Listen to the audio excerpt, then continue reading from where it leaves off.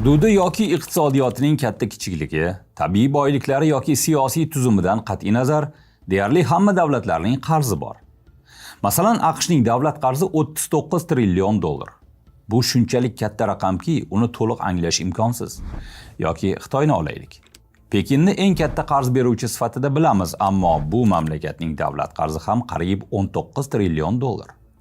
Xullas, Shveysariya ham, Birlashgan Arab Amirliklari ham, Tanzaniya ham, hammasi kimdandir qarzdor. Eng rivojlangan davlatlardan biri bo'lmish Yaponiyaning qarzi mamlakat iqtisodiyotidan 2,3 barobarga ko'p. Xo'sh, nega mamlakatlar bunchalik qarzga botib qoldi? Bu qanchalik xavfli? Nima uchun AQSh birovdan pul olmay, shunchaki ko'proq dollar bosib chiqarish orqali muammoni hal qilib qo'ya qolmaydi? O'zbekistonning qarzi qancha? 46 milliard dollarmi? 82 milliard dollar. Balki yalpa qarzimiz 89 milliard dollarga yaqinlashib qolgandir. Biror mamlakat hech kimdan qarz olmay yashashi mumkinmi? Kun.uz sodda iqtisodiyot ruknida shu savollarga oddiy tilda javob beradi.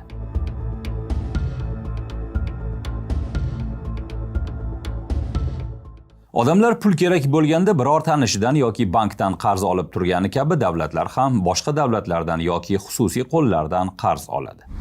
Mablag' yetishmovchiligiga duch kelgan hukumat tanlov oldida qoladi.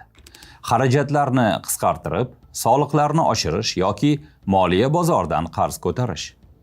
Tarixiy va iqtisodiy tajriba shuni ko'rsatadiki, soliqlarni oshirish o'ta nomaqbul va ko'pincha siyosiy jihatdan xavfli chora bo'lib, bu aholi daromadlarini kamaytiradi va iqtisodiy o'sishni sekinlashtirishi mumkin.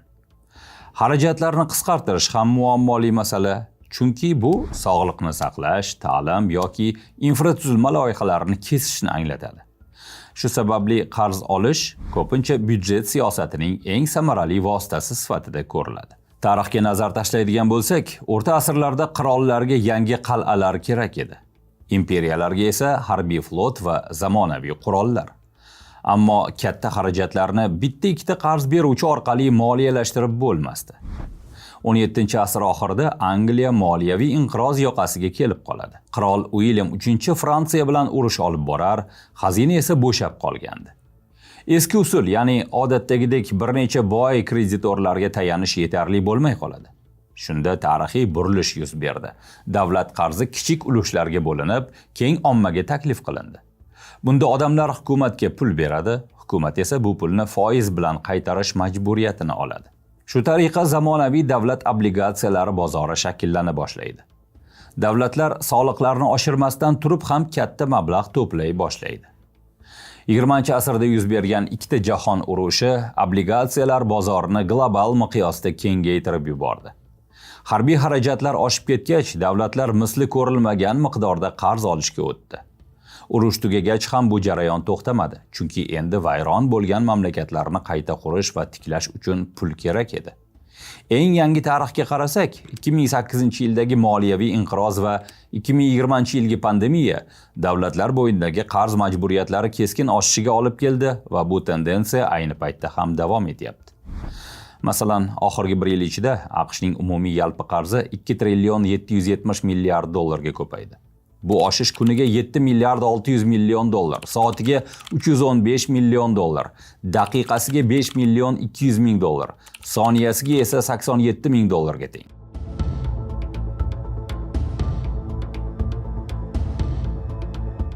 Shu yerda savol paydo bo'ladi. Davlatlar shunchaki ko'proq pul chop etishlari mumkin bo'lganda nima uchun qarz olishlari kerak? Agar hukumat o'z xarajatlarini moliyalashtirish yoki qarzlarini to'lash uchun pul bosib chiqarishni boshlasa, bu hech qanday yangi tovar yoki xizmatlarni yaratmasdan turib, iqtisodiyotdagi pul massasini oshiradi. Pulning miqdoriy nazariyasiga ko'ra, agar ishlab chiqarish hajmi o'zgarishsiz qolsa va pul miqdori 2 barobar oshsa, tovarlar narxi ham 2 barobar qimmatlashadi. Bu esa 100% inflyatsiya demakdir. To'ppa to'satdan hech narsa bilan ta'minlanmagan juda katta miqdordagi pulning paydo bo'lishi valyutaning xarid qobiliyati tezda pasayishiga olib keladi.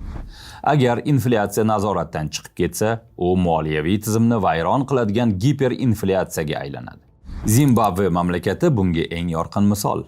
2008-yilda mamlakat hukumati o'z xarajatlarini pul bosib chiqaradigan uskunaning tinimsiz ishlashi hisobiga moliyalashtirishga qaror qildi. Natijada 1 yil ichida narxlar aql bovar qilmaydigan darajada 231 million foizga o'sadi.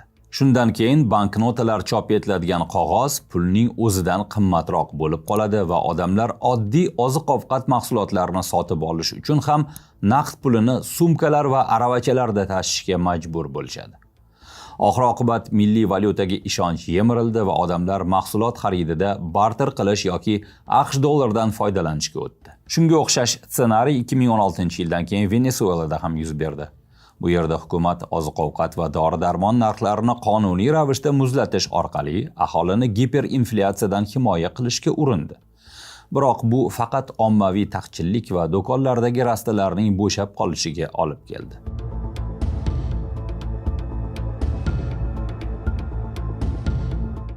Qiziq, boy davlatlarning o'zi trillionlab dollar qarzga botib yotgan bo'lsa, moliya bozorida kimdan qarz olish mumkin o'zi? Davlat qarzi ikkita asosiy toifaga bo'linadi: ichki va tashqi. Ichki qarz bu hukumatning o'z fuqarolaridan yoki ichki manbalardan oladigan pullari. Masalan, foyda olish maqsadida oddiy amerikaliklar xususiy banklar, sug'urta kompaniyalari va investitsiya fondlari Amerika Qo'shma Shtatlari hukumatining g'aznachilik obligatsiyalarini sotib oladi va hukumatga pul beradi. Xuddi shunday, O'zbekiston hukumati ham ichki bozorda doimiy ravishda obligatsiyalar chiqarib, mahalliy moliya bozoridan qarz olib keladi. 2026-yilning 1-yanvar holatiga O'zbekistonning ana shunday ichki qarzi 7 milliard dollar ekvivalentiga teng. Bundan tashqari, davlatlar xorijiy investorlar, banklar va moliya tashkilotlaridan ham pul oladi. Masalan, Yaponiya va Xitoy AQSh obligatsiyalarining eng yirik egalari hisoblanadi. Maqsad ortiqcha pullarni xavfsiz saqlash. Ya'ni, AQShga o'xshagan yuqori daromadga ega rivojlangan davlatlar obligatsiya chiqarish orqali butun dunyodan osongina qarz olishi mumkin. Bu qimmatli qog'ozlar muddati tugagunga qadar ikkilamchi moliya bozorlarida faol muomalada bo'ladi. Agar mamlakat iqtisodiyoti yetarli darajada barqaror bo'lmasa, aksariyat xorijiy hukumatlar uning obligatsiyalarini sotib olmaydi. Chunki zaifroq iqtisodiyotlar qarzni to'lay olishiga kafolat yo'q. Bunday sharoitda kambag'alroq davlatlar yo'llar, maktablar, energiya loyihalari va boshqa infratuzilma ishlari uchun Jahon banki yoki Osiyo taraqqiyot banki kabi tashkilotlardan mablag' olib turadi. Ular past foizli kredit beradi, lekin ancha qat'iy shartlar ham yuklashadi. Agar biror mamlakat iqtisodiy tanazzul yoqasiga kelib qolsa va hech kim qarz bermay qo'ysa, xalqaro valyuta jamg'armasidan mablag' olishga majbur bo'ladi. Xalqaro valyuta jamg'armasi loyihalarni moliyalashtirmaydi, balki moliyaviy qulashning oldini olish uchun favqulodda kreditlar beradi. Jamg'arma kreditlari pastroq foiz bilan beriladi, lekin buning sharti bor. Hukumat tub islohotlar o'tkazishi kerak. O'zbekiston misolida oladigan bo'lsak, davlatimiz zimmasidagi tashqi qarz 39 milliard 800 million dollarni tashkil etyapti. Shundan 8 milliard 900 million dollar yoki umumiy qarzning 22% Jahon bankidan, 8 milliard 300 million dollar esa umumiy qarzning 21% Osiyo taraqqiyot bankidan olingan. Davlatlar kesimida oladigan bo'lsak, O'zbekistonning eng katta kreditorlari Xitoy va Yaponiya.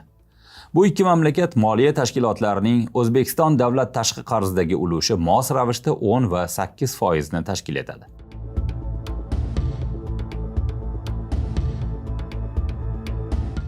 Odatda qarzdorlik so'zi jamiyatda qo'rquv uyg'otadi. Ammo davlatlar haqida gap ketganda qarz olish har doim ham yomon bo'lmasligi mumkin. Shu jihatdan uni shartli ravishda ikkiga ajratish mumkin: yaxshi va yomon qarz. Tasavvur qiling, siz qarzga pul olib, yangi kasb o'rgandingiz yoki biznes boshladingiz. Topayotgan daromadingiz har oy qarzingizning bir qismini to'lashga ham, o'zingiz uchun jamg'arib borishga ham yetyapti. Bu yaxshi qarz. Davlatlar ham xuddi shunday qiladi. Qarz olib yangi yo'llar, ko'priklar, elektr inshootlari, maktablar, kasalxonalar va umuman infratuzilma quradi. Bu sarmoyalar kelajakda iqtisodiyotni kuchaytiradi va mamlakatning umumiy daromadlari oshishiga ta'sir qila boshlaydi. Ya'ni yaxshi qarz infratuzilma va inson kapitaliga kiritilgan mablag'lardir. Agar davlat qarzni faqat joriy xarajatlar uchun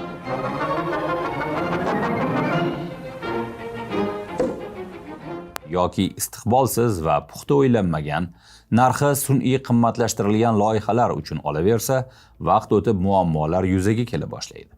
Endi eskisini qaytarish uchungina kredit olina boshlaydi va bora-bora davlat qarz tuzog'iga tushib qoladi.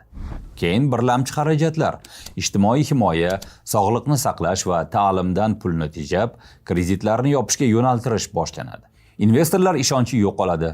Ular mamlakat o'z qarzini qaytara olishiga shubhalanadi va bu davlatning kredit reytingi pasayib ketadi. Xuddi odamlarning bankdagi kredit balli kabi. Mamlakatlar ham kredit reytinglariga ega. Yomon reyting qarz olishni qiyinlashtiradi. Natijada investorlar qarz berishni to'xtatadi yoki risk balandligi sabab yuqori foiz stavkalarini talab qila boshlaydi. Shu tariqa olingan qarz o'zini oqlashi uchun iqtisodiyot yuzaga kelgan majburiyatlardan kattaroq hajmda o'sishi shart. O'zbekiston misolida oladigan bo'lsak, davlat tashqi qarzining teng yarmi, ya'ni 50% davlat byudjetini qo'llab-quvvatlashga yo'naltirilgan. Qolgan qismi yoqilg'i energetika sohasi, qishloq xo'jaligi, transport, infratuzilma va ijtimoiy sohalarga sarflangan. Makroiqtisodiy nazariya va xalqaro valyuta jamg'armasi amaliyotida tashqi qarzning umumiy hajmidan ko'ra uning yalpi ichki mahsulotga nisbatan ulushi muhim hisoblanadi. Bu ko'rsatkich davlatning qarzni uzish uchun yetarli iqtisodiy hajmni yaratish qobiliyatini aks ettiradi. Ko'pgina mamlakatlar qarz olish bo'yicha maksimal chegara qo'ygan. Xususan, O'zbekiston qonunchiligida davlat qarzining yalpi ichki mahsulotga nisbatan 60% dan oshmasligi belgilab qo'yilgan.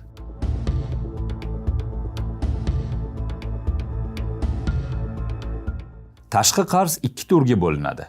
Davlat tashqi qarzi va korporativ tashqi qarz.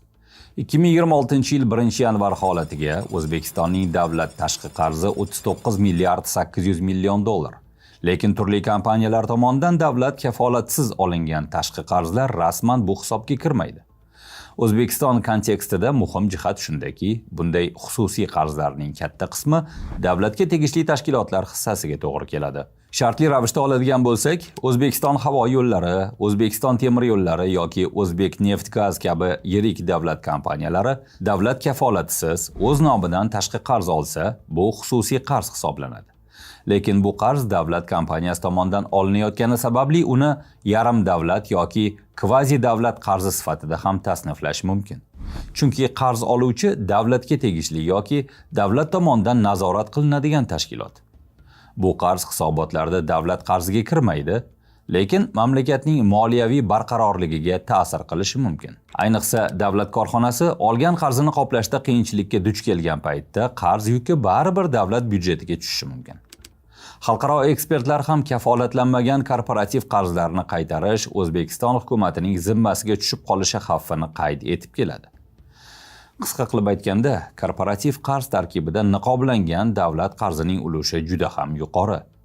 Oxirgi ochiqlangan ma'lumotlarga ko'ra, 2025-yil davomida O'zbekistonning yalpi tashqi qarzi 18 milliard dollarga oshib, yil yakunida 82 milliard dollarga yetgan. Umuman olganda yalpi tashqi qarz shiddatli ravishda oshib boryapti va oxirgi 5 yilda 2 barobardan ko'proqqa ko'paydi. 2026-yil 1-yanvar holatiga O'zbekistonning davlat qarzlari jon boshiga hisoblaganda har bir o'zbekistonlikka 1225 dollardan, umumiy tashqi qarz esa 2149 dollardan.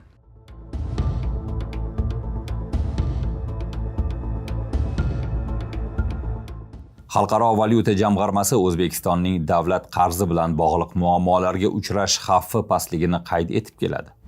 Hukumat vakillari ham tashqi qarz hajmi mamlakat iqtisodiyoti va aholi soniga nisbatan katta emasligini bir necha bor ta'kidlagan.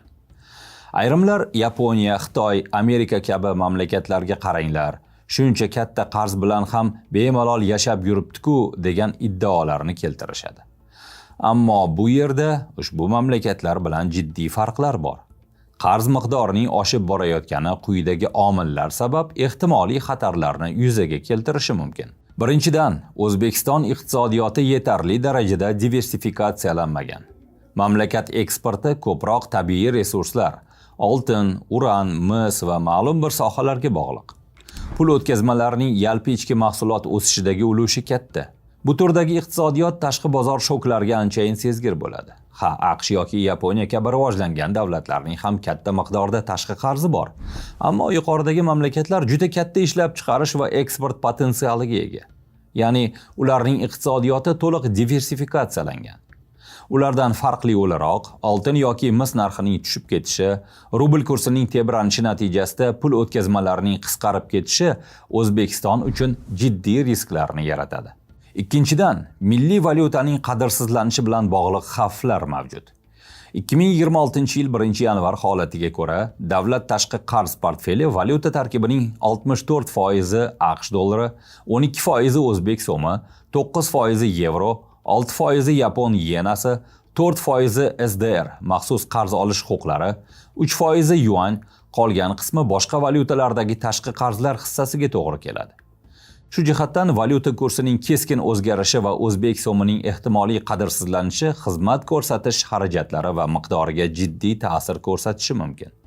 Ya'ni, qarzga xizmat ko'rsatish xarajatlari uchun mablag' milliy valyutada shakllanishini inobatga olish lozim. Uchinchidan, qarz uchun xizmat ko'rsatish xarajatlari oshib boryapti. Masalan, 2025-yilda davlat qarzi bo'yicha foiz xarajatlari 18,1 trillion so'mga yetgan. Taqqoslash uchun bu ko'rsatkich 2024-yilda 14,5 trillion so'm, 2023-yilda esa 8 trillion 200 milliard so'm bo'lgan. Ya'ni 2 yilda 2,2 barobarlik o'sish kuzatilgan. Bunda 18 trillion 100 milliard so'm faqat foiz to'lovlari bo'lib, asosiy qarzga xizmat ko'rsatish xarajatlarini o'z ichiga olmaydi. To'lovlarning oshib borishi yangi qarz olish va oldin olingan qarzni qaytarish miqdorlarining tenglashib qolishiga olib kelishi mumkin. Bunday sharoitda eski qarz yangi qarz bilan yopila boshlaydi.